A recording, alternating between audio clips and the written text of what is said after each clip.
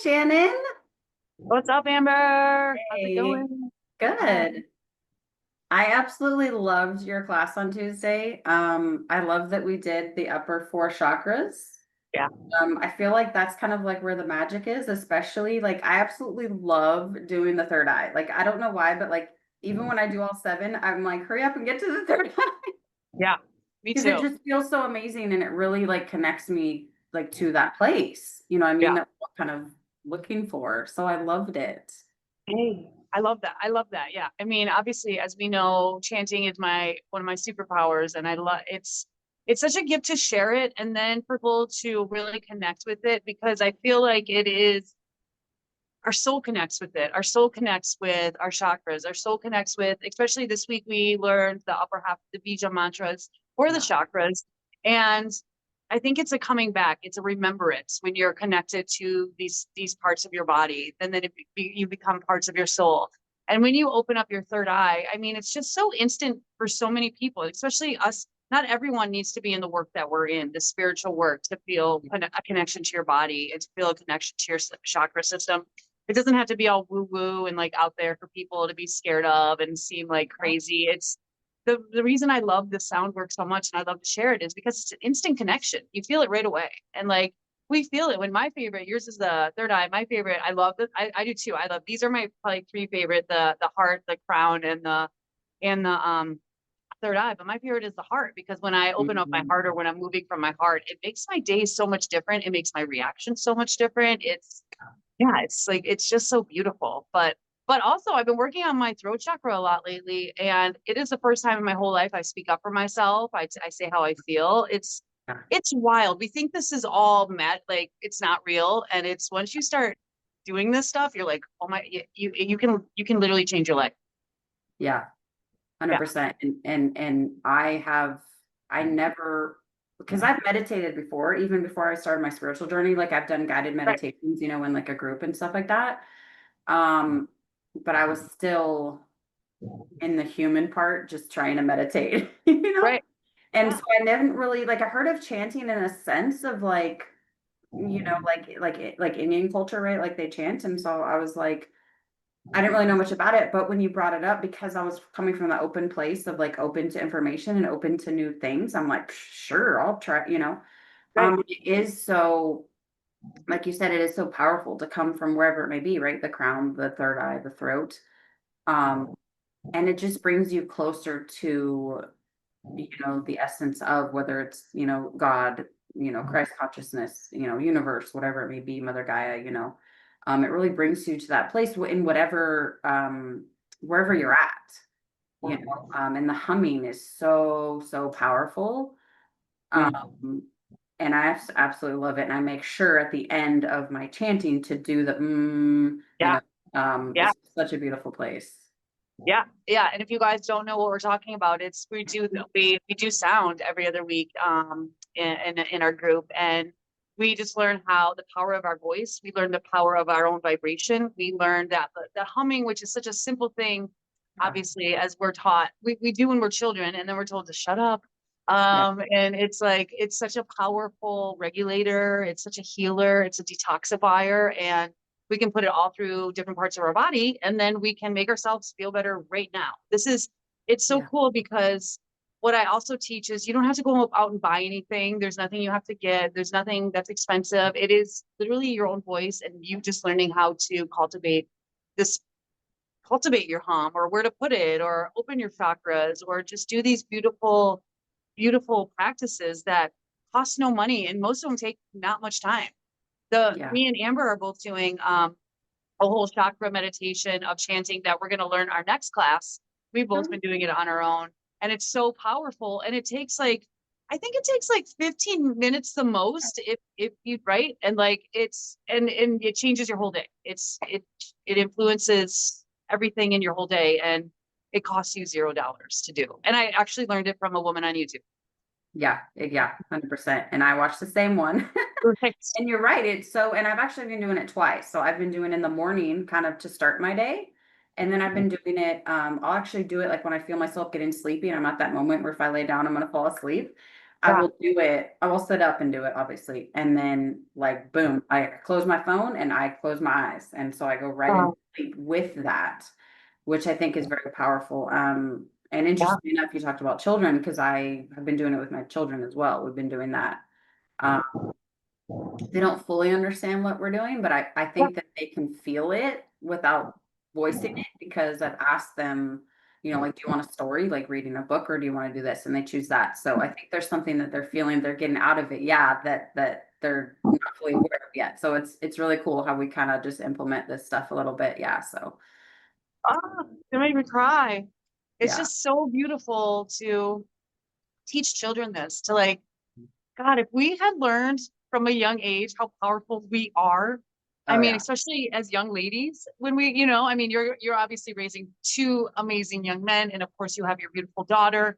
And so like to have known the power of ourselves at this young of an age and the power of our voice and our vibration, I mean, I can't even imagine where we'd be. And I mean, thank God we're in this work now. And obviously we found it at the correct time for us. But it's just, wow, like that's my mission, is to especially teach children, because we are taught at such a young age to be quiet, don't make noise. And I know it's a lot different than when we were growing up, of course. Like, of course, when we were growing up, it was to be seen and not heard. And I know things, parenting is so different now, but it's still, I work in restaurants. People get annoyed when kids are making noise. And it's so Oh yeah. wild to me because they're children. And so it's just, and they're the closest to source. They just got here and they're so Exactly. close. And so making these noises is so natural because that's what we're supposed to be doing. When you make a noise, when you're humming, when you're just sighing things out, that's detoxing you. That's letting things go. That's conditioning. That's just like releasing all these pent up emotions and letting them go, which is, you don't need I mean, therapy is amazing, but you don't need therapy for that. You just you have yourself, which is so powerful. And to be taught that at such a young age is really priceless. It's going to be so cool to see how they grow up and like what they turn into just from that. I know. There's so many times I want to do a video, but we're like because we Right. do it, it's like we say quiet time versus bedtime, and so we turn off Yeah. like most of the lights are just kind of like, and so I'm like, man, if I were to get a video, you wouldn't even be able to see. Like you Right. can raise just like a shadow, but I've been meaning to tell you that.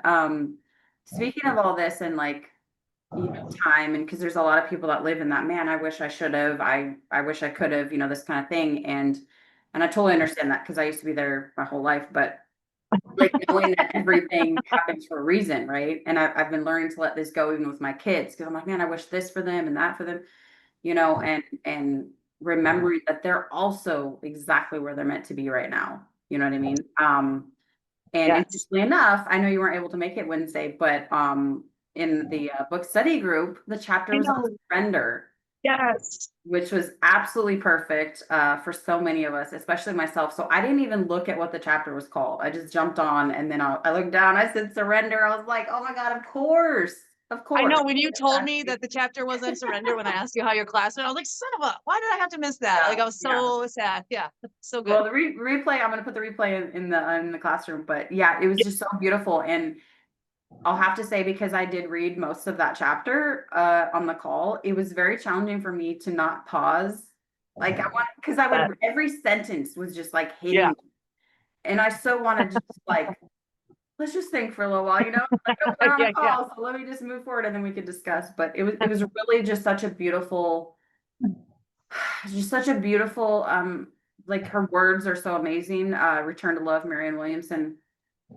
And even talking about faith and like, what is faith? Because I just had this conversation with my husband. I'm like, what is faith? I haven't had faith, and I came upon this huge awareness that it's not the lack of faith, but a faith in nothing, right?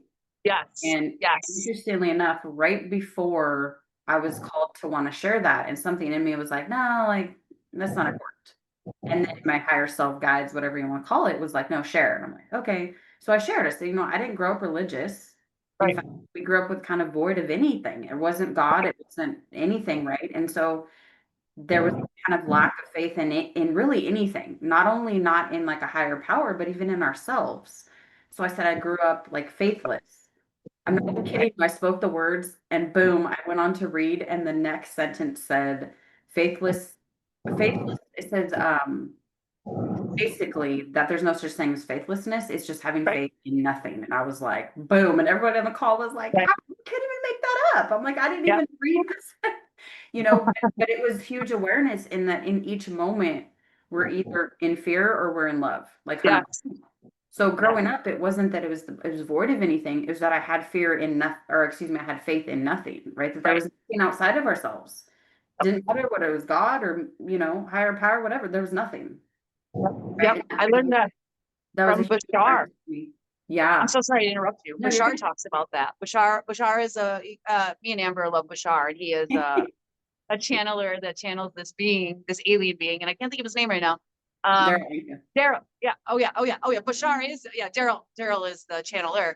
But yeah, that's what he talks about. When you have no faith, like that's a choice. It's always a choice. We always have a choice to make. And that's why it's so good to be intentional with your choices, because yeah, when you choose to be not believe in anything, that you're believing in something. You're believing that there is nothing. You believe in the lack of, you believe in the scarcity, and that's still a choice. And many people don't believe that, or many people don't understand that. It's like, yeah, such a bigger conversation we all need to have, I feel like, because people are like, I don't believe in anything. That you do, you believe in that. You believe in nothing. Right, right. Right. That there's nothing. Yeah. Right. It's an interesting paradigm to have because like I remember the example of, this woman's like she was afraid to drive on the freeway, for instance, right?